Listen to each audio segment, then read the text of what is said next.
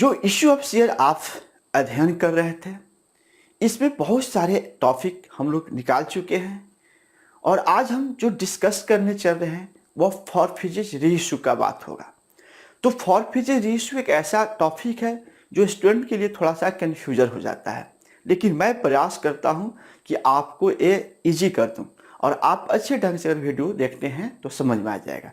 जैसे हम लोग मान लेते हैं कि बिल्डर हैं, घर बनाने वाले हैं, ठीक है। कोई व्यक्ति आया, बोला कि हमको घर बना बनाया चाहिए, ठीक है। तो घर बना बनाया चाहिए तो उसने हमको नक्शा हम बताया, उसने संतुष्ट हो गया कि सर ठीक है सर, इसी टाइप का घर हमको बनाकर दे दीजिए।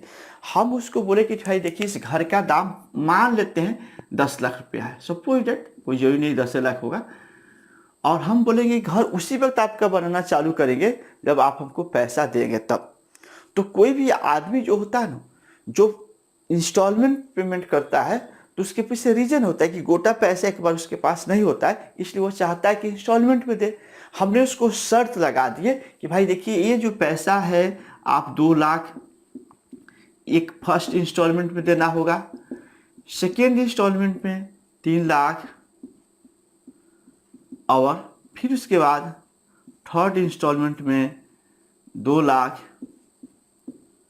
और फिर 4 इंस्टॉलमेंट में। हम उसको ये शर्त दिए कि मेरा जो आप हमसे जो घर बनवाने के लिए बात किए, आपका 10 लाख रुपया हमको इस टर्म में देना होगा, यानी हम घर आपका बनाना चालू कर देते हैं, लेकिन पहले हमको 2 लाख दे दीजिए।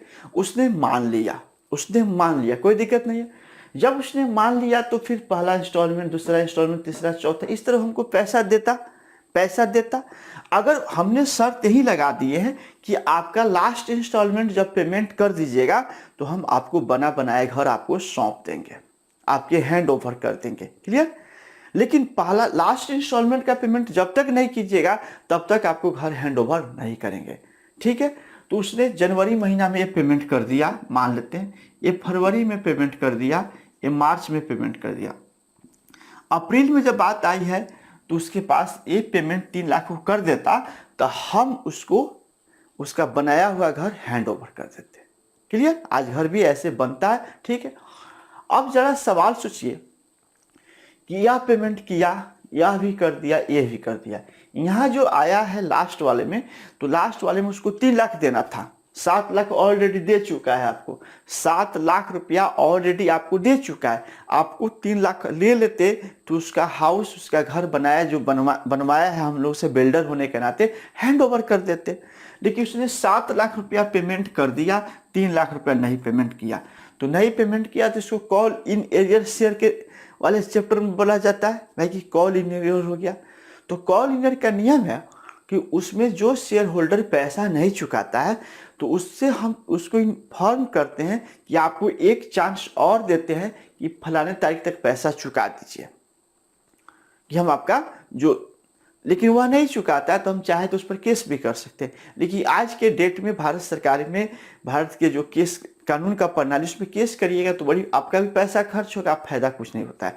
इसलिए हम उस शेयर होल्डर को यही सजेशन करेंगे कि भाई तू अपना बिल्डिंग हैंड ओवर कराना है तो हमको 3 लाख दो, तो वह नहीं दे पा रहा है। कारण उसके कुछ भी हो सकता है। मान लीजिए कि उसके समय उसके वाइफ का मेजर तबीयत खराब है, बाल बच्चे की तबीयत खराब है, नहीं फैमिली प्रॉब्लम है, पैसा ही नहीं है, तो ऐसे कंडीशन में तो नहीं ला पाएगा। तो नहीं लाता है तो हम उसको इन्फॉर्मेशन दिए कि फलाने तारीख तक अगर आप 3 लाख रुपया दे देते हैं तो ठीक है, नहीं तो आपका हम रजिस्टर से नाम काट देंगे और बिल्डिंग भी नहीं मिलेगा और पैसा भी नहीं मिलेगा। शर्त यही है, बिल्डिंग भी नहीं मिलेगा और पैसा भी नहीं मिलेगा। यानी हमने कह दिए कि जो पैसा आप दे रहे हैं वो रिटर्न नहीं होगा, आप लास्ट पेमेंट कीजिएगा तो आपको बिल्डिंग हम आपके हैंड ओवर कर देंगे, और नहीं पेमेंट करते हैं तो पैसा तो रिटर्न कभी नहीं मिलेगा, अब बिल्डिंग भी नहीं मिलेगा, क्योंकि यह नियम पहले ही हम आपसे साइन ले लिए हैं। तो शेयर में वही नियम होता है, कोई कंपनी के शेयर कोई शेयर होल्डर खरीदता है तो एप्लीकेशन के पैसा देता है, अलॉटमेंट के देता है, फर्स्ट कर, फाइनल पर मान लीजिए नहीं चुकाया, जब तक वो फाइनल पर नहीं चुकाएगा तब उसको शेयर हैंड ओवर नहीं करेंगे। और हम भी शर्त लगा दिए कि आप फाइनल का पेमेंट नहीं कर रहे हैं तो आपका जो पैसा आपसे ले चुके हैं वो जब्त कर रहे हैं, नहीं वो आपको रिटर्न नहीं मिलेगा और ये शेयर आपके नाम से काट कर हटा रहे हैं। इसी को फॉरफिचेज हम लोग बनते हैं। तो यहाँ पर ये नहीं चुकाया, जरा सोचेंगे, ये 3 लाख नहीं चुकाया तो नहीं चुकाया तो इसको कॉल इन एरियर मान लेते हैं। अब देखिए, तो नहीं चुकाया, रजिस्टर से नाम कट गया, जो डेट लाइन तैयार किए थे रजिस्टर से नाम कट गया। अब प्रॉब्लम कहाँ से क्रिएट हम लोग को हो रहा है कि हम लोग तो घर में पैसा फंसा चुके हैं उसके नाम पर, भाई घर बना रहे हैं हम लोग, तो बनाना है और बेचना है, बनाना है और बेचना है, कितना घर बना के अपने नाम पर रखेंगे। तो इस घर से, इस बिल्डिंग से हमको क्या है, हमारे पास दो चीज़ है इस बिल्डिंग में। इस बिल्डिंग मेरे पास है, अभी बिल्डिंग जो बना है हम लोग के पास है, और 7 लाख रुपया भी हम लोग के पास है। देखिए, बिल्डिंग भी रह गया और 7 लाख रुपया भी हम लोग के पास हो गया। लेकिन बिल्डिंग में तो 10 लाख रुपया मेरा लगा है। मान लीजिए मुनाफा की बात होगा तो 9 लाख तो लगा, 9.5 लाख तो लगा ना।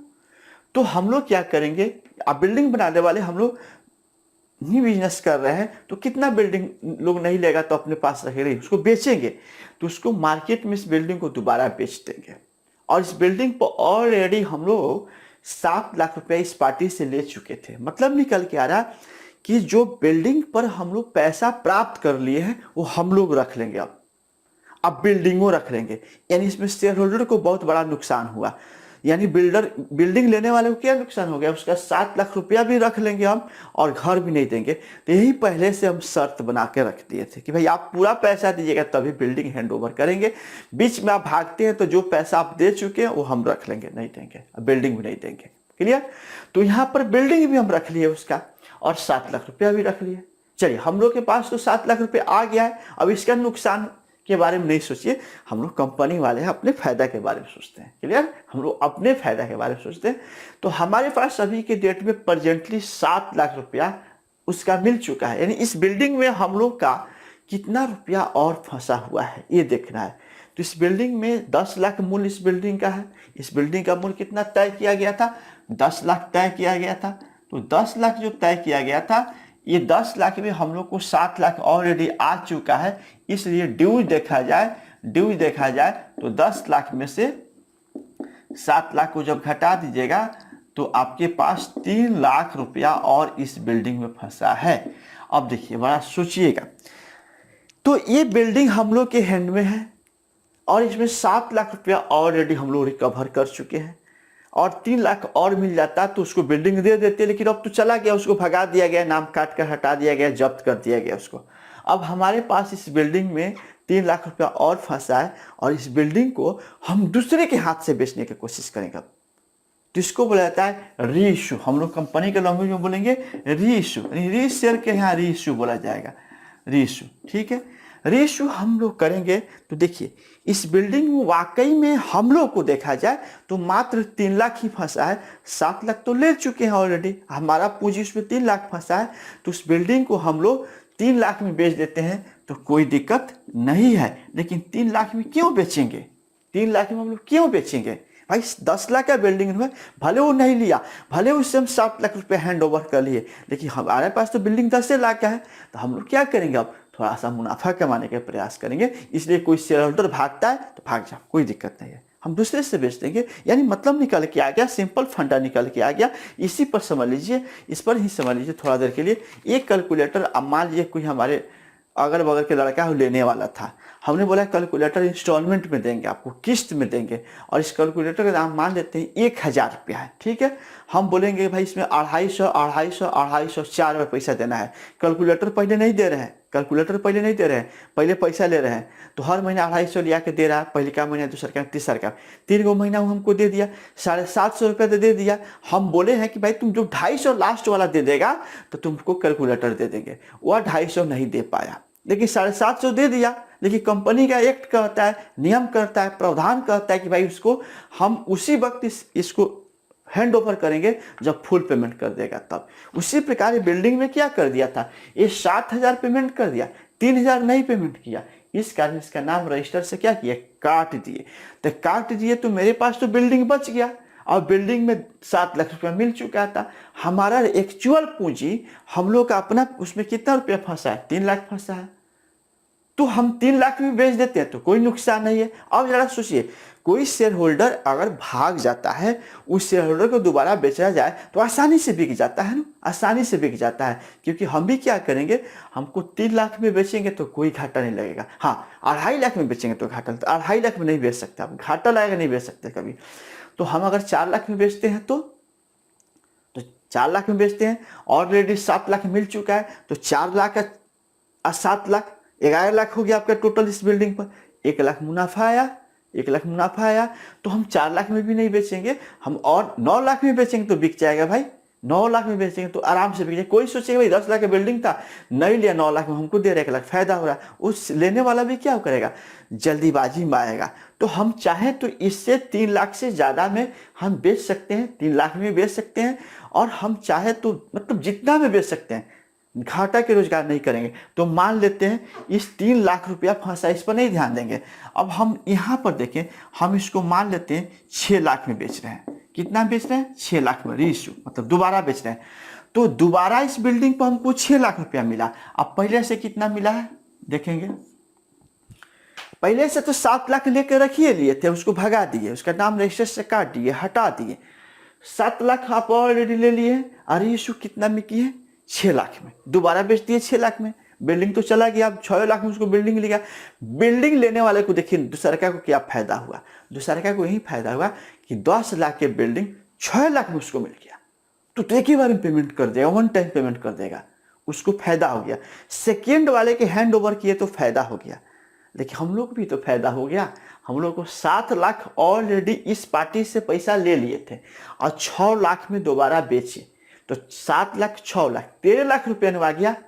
हम लोग को लेना कितना था एक्चुअल राशि, 10 लाख लेना था, तो 3 लाख प्रॉफिट हुआ। तो इसी प्रॉफिट को कैलकुलेट करना है, इसी को सीखना है। तो चलिए हम लोग एक एग्जाम्पल के तरफ से लेकर समझाते हैं, और प्रयास करते हैं कि आप लोग इस चीज़ को समझे।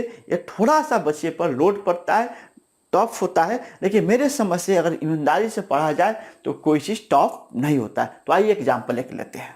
तो देखिए जो एग्जाम्पल हम एक बना रहे हैं, उसमें शेयर की संख्या, शेयर का रेट, ये सारे चीज़ आप लोग समझ रहे होंगे।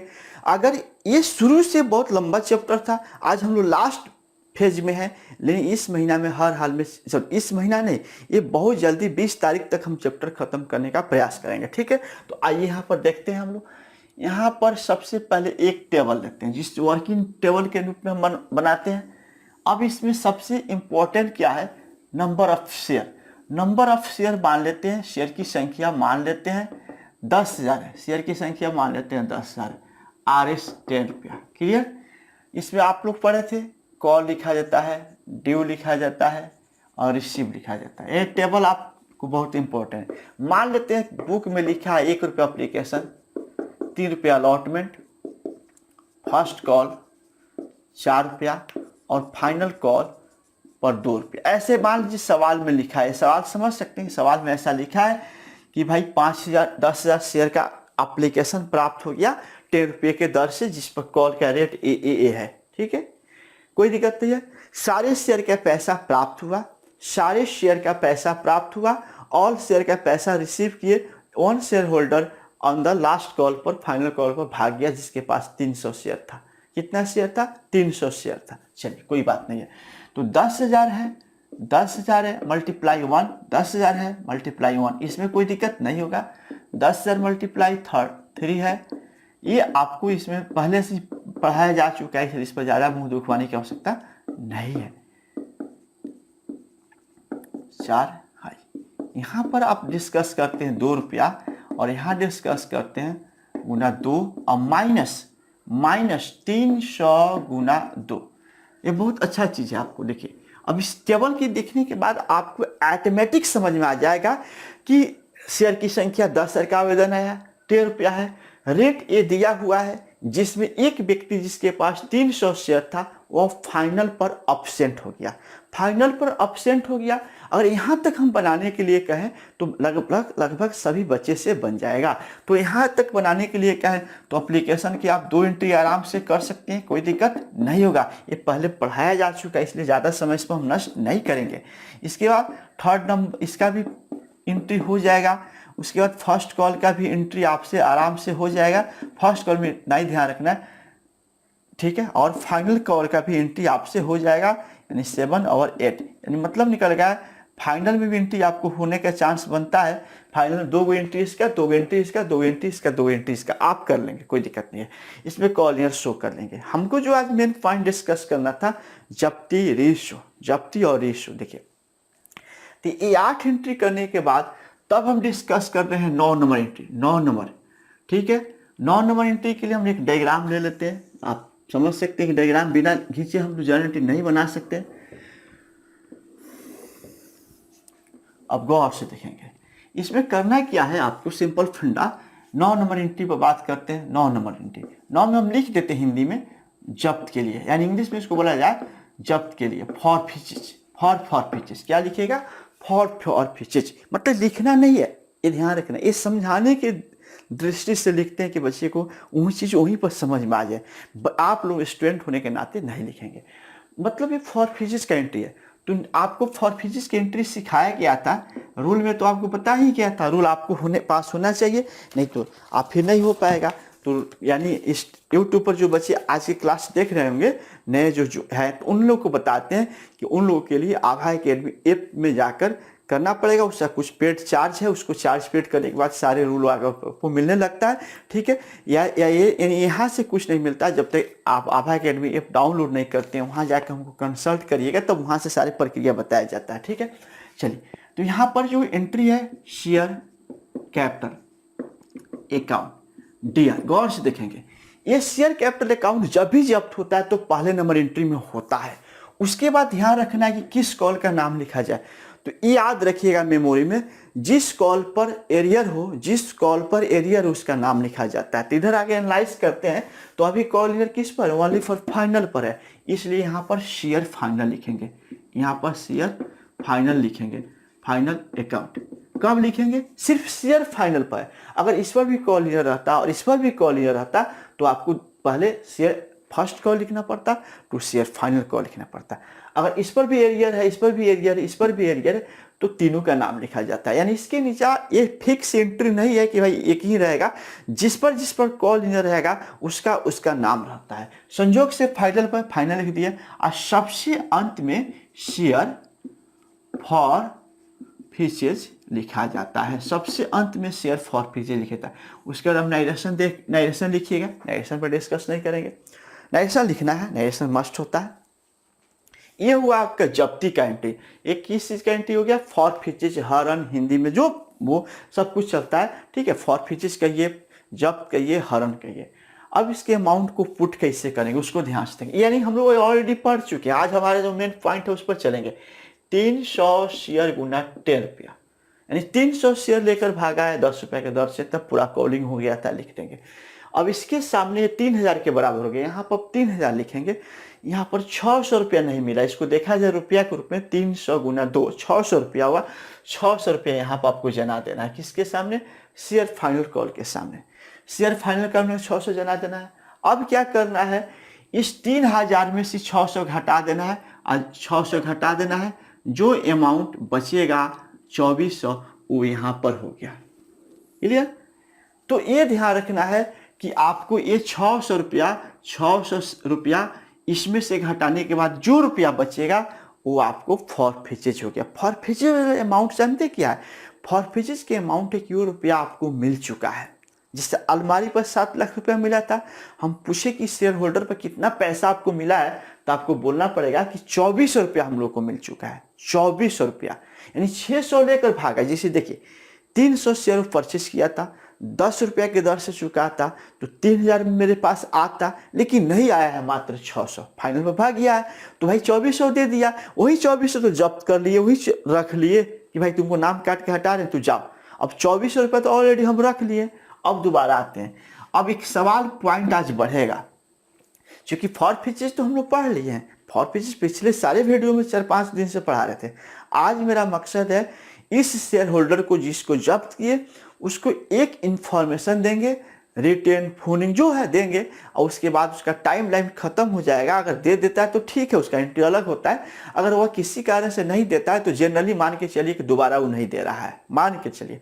तब उस शेयर को हम नहीं रखेंगे, इसको जब्त करके उसका रजिस्टर से नाम काट के ये 300 पीस हम अदर व्यक्ति से रीसेल कर देंगे। रीसेल यहाँ नहीं बोलकर रीइश्यू बोला जाता है। तो इसलिए जब दोबारा बेचा जाए तो उसको रीइश्यू बोला जाएगा। इसलिए जब यहाँ लिख देते हैं रीइश्यू करने पर, तो रीइश्यू करने पर ध्यान रखना है, रीइश्यू 3 तरह का हो सकता है।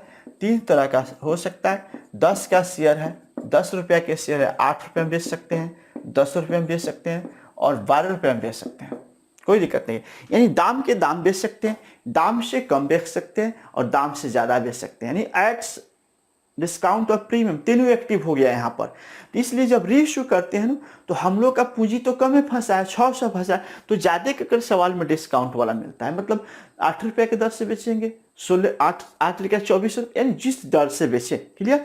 तो हम लोग कम, सवाल में स्पष्ट रूप से दिया रहेगा कि 10 का शेयर 8 में बेचा रहा है दोबारा, कि 10 में बेचा रहा है कि 12 रुपये में बेचा रहा है। इसके लिए टेंशन लेने की आवश्यकता नहीं है, सवाल में रहेगा।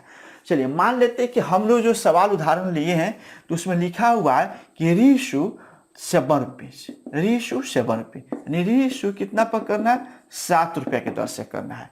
तो जो शेयर होल्डर खरीद रहा है 10 का शेयर 7 रुपये में ले रहा है, उसको भी सस्ता पड़ रहा है, हमको भी घाटा नहीं लग रहा है, और उस पर 24 रुपये कलेक्शन कर लिए और फिर 700 रुपये के दर से बेच रहे हैं। तो चलिए इसको कैसे सॉल्व करेंगे उसको ध्यान से रखेंगे। तो यहाँ पर हम क्या करेंगे, रीइश्यू जब किया जाता है तो सबसे पहले लिखा जाता है बैंक अकाउंट, सबसे लिखा जाता है बैंक अकाउंट, रूल में देख लीजिएगा। अब इसके बाद लिखा जाता है शेयर फॉरफिचेज अकाउंट, DR, ठीक है। और लास्ट में लिखा जाता है शेयर कैपिटल। ये एंट्री कब कीजिएगा, ध्यान रखिएगा, जब शेयर का रियल मूल्य से कम पर बेचा जाए तब, यानी शेयर को दोबारा जब डिस्काउंट पर बेचा जाए तब, तो ये एंट्री होता है। अब देखिए इस एंट्री का खूबी देखिएगा, इसमें आपका 3000 है, तो ये शेयर कैपिटल के सामने ये 3000 अमाउंट डाल दीजिए, ये शेयर कैपिटल सब 3000 डाल दीजिए, कोई दिक्कत नहीं। यानी जितना का शेयर था, 3000 का शेयर था, 3000 शेयर यहाँ लिख देंगे, 3000 रुपया लिख देंगे। इसको बेच रहे हैं कितने के दर से? 7 रुपये के दर से, 7 रुपये के दर से बेच रहे हैं। तो बैंक वाले के सामने लिखाएगा 300 गुना 7, क्लियर करेंगे, 300 गुना 7, यानी जब हम दोबारा शेयर बेच रहे हैं उस पर 7 रुपये के दर से आपको पैसा प्राप्त हो रहा है। कितने के दर से पैसा प्राप्त हो रहा है? 7 के दर से, और 300 शेयर बेच रहे हैं तो 2100 रुपये के बराबर हो गया। अच्छा, उसको छोड़े क्या रुपया, दोबारा वाला को 3 रुपये के दर से छोड़े तो उसको गोले मारिए। यहाँ समझिए, 3000 का शेयर 2100 में बेचा गया, 2100 के बराबर कह रहा है, यानी हम दूसरे व्यक्ति से जब शेयर होल्डर रीइश्यू कर रहे हैं तो मात्र 7 रुपये लेना चाह रहे हैं एक शेयर का। तो 300 शेयर का कितना हो गया? 7 का 2100 रुपया हो गया। 2100 में बेच रहे हैं और 3000 का चीज, सिंपल फंडा। 3000 का शेयर दोबारा मात्र 2100 में बेच रहे हैं, तो हम लोग छूट कितना दिए उसको? दूसरे शेयर होल्डर के जब हैंड ओवर में बेच रहे हैं तो हम उसको बोले भाई तुम 7 रुपये के दर से ले जाओ। 7 रुपये के दर से जब बेच रहे हैं तो 300 शेयर में 3 रुपये कम किए हैं तो 900 रुपया हो रहा है। सुनेंगे, 7 रुपये के दर से दे रहा है, 3 रुपये के दर से नहीं दे रहा है, तो उसको छूट कितना दिए? 300 शेयर गुना 3, 900 हुआ, 900 हुआ, ठीक है। तो यहाँ पर सवाल है कि 3000 शेयर कौ रुपये के दर से बेच रहे हैं? 2100 में बेचा रहा है। 3000 का शेयर 2100 में बेचा रहा है, तो प्रेजेंटली डिस्काउंट कितना उसको दिए? 900 हुआ। सिंपल फंडा कि 3000 का शेयर अगर 2100 में बेच रहे हैं तो 900 रुपया आएगा, या और दूसरा इसका टेक्नोलॉजी है कि इस 2100 है, ये 3000 है, जो डिफरेंस आएगा यहाँ लिख दिया जाता है। डिफरेंस कितना रहा? 3000 में से घटा देंगे, 3000 में से जब भी घटाएंगे 2100 तो 900 बचेगा, 900 यहाँ लिख देना। यानी यहाँ देखिए, यहाँ समझिए, ये लिखना नहीं है, ये रिसीव अमाउंट हो गया, डिस्काउंट अमाउंट हो गया। मतलब जो आपको अभी दोबारा बेच रहे हैं प्राप्त हुआ तो बैंक के सामने लिखेंगे। 7 रुपये के दर से बेच रहे हैं, 7 का 2100 रुपया हो गया। डिस्काउंट कितना दिए? 300 शेयर गुना 3, 900 रुपये निकल के आया, या इसमें से इसको घटा दीजिएगा वो भी डिस्काउंट निकल जाएगा। दोनों रास्ता है। यानी जब हम दोबारा बेचते हैं तो हम लोग डिस्काउंट नहीं लिख सकते हैं, डिस्काउंट के नाम की जगह फॉर फीचर्स लिखते हैं, बस यही ध्यान रखें, डिस्काउंट नहीं लिखा जा सकता, दोबारा फॉर फीचर्स लिखना पड़ता है। अब देखिए ये चीज़ हम हटा देते हैं, ये चीज़ नहीं रहना चाहिए, समझाने के लिए। यानी एक बार और इसको समझ लेते हैं, एक बार और इसको समझने की कोशिश करेंगे। अगर ये शेयर का कैपिटल 3000 वैल्यू है, 3000 है, तो दोबारा आप 300 पीस कितने दर से बेच रहे हैं? 7 रुपये की दर से बेच रहे हैं, और 2100 रुपया हो गया। अब इसमें से इसको घटा देते हैं तो बचा कितना? 900। 900 यहाँ लिख देते हैं, बस हो गया। वो समझाने के लिए उतना बोले थे। अब एक एंट्री अपने से करना होगा, 11 नंबर लास्ट एंट्री, लाभ होने पर, लाभ होने पर, for profit, for profit, for profit, लाभ होने पर। अब लाभ होने की एंट्री एक होता है, उस एंट्री को पहले कर लेते हैं। Share for features account DR और टू शेयर कैपिटल, ध्यान से देखेंगे यहां हम लिख देते हैं सब fresh, share capital reserve, reserve लिखना है, रिजर्व, रिजर्व लिखना है यहाँ पर, share capital reserve, share for features account या टू शेयर कैपिटल रिजर्व, ये लाभ का एंट्री है। अब लाभ चेक करना है। देखिए हम इस शेयर पर 300 शेयर होल्डर पर कितना पैसा ले चुके हैं। पहले दफा हम उसमें 2400 रुपया लिए हैं, 2400 रुपया ले चुके हैं। दूसरा क्या दफा हम बेचे हैं तो 2100 रुपया लिए हैं। मान लीजिए इस 600 रुपया लेकर भागा था, तो आप 2400 रुपया ऑलरेडी ले चुके हैं, क्लियर, ऑलरेडी ले चुके हैं। और फिर दोबारा बेचे थे 2100 रुपये में बेच दिए, यानी टोटल राशि आपको मिल गया कितना? 4500 रुपया आप ले लिए। कितना ले लिए? 4500 रुपया ले चुके हैं। यानी एक ही शेयर को पहले व्यक्ति से 2400 रुपया ले लिए, उससे छीन कर दूसरे से बेच दिए 2100 में, तो टोटल आपको 4500 रुपया आ गया। और आपके रियल शेयर का प्राइस कितना था? मात्र 3000 रुपया था। तो आपको फायदा हुआ कि हानि हुआ? 3000 के चीज पर 2 बार पैसा वसूल, एक बार तो 2400 पर 2100, टोटल 4500 कलेक्शन हो गया। आपके पास 3000 के चीज के बदले, 3000 के सामान के बदले, 3000 शेयर के बदले 4500 रुपया है, तो फायदा कितना हुआ? 1500। वही 1500 प्रॉफिट यहाँ दिखाते हैं। ये रास्ता हुआ, बस एक टेक्निक हुआ। एक सेकेंड टेक्निक आपको बता देते हैं, वो भी सिंपल है। देखिए उसके भी बहुत आसान रास्ता है, सीखिए, आप सीखिए, कोई दिक्कत नहीं है। तो यहाँ पर एक फॉर फीचर्स है, देखिए गौर से देखेंगे, इसमें फॉर फीचर्स सर्किल भी लेते हैं, इसका अमाउंट चेक करेंगे। यहाँ फॉर फीचर्स है, एक फॉर फीचर्स यहाँ भी है, गौर से देखेंगे। तो देखिए इस फॉर फीचर्स के ऊपर वाले फॉर फीचर्स में से नीचे वाले फॉर फीचर्स को घटा दिया जाता है।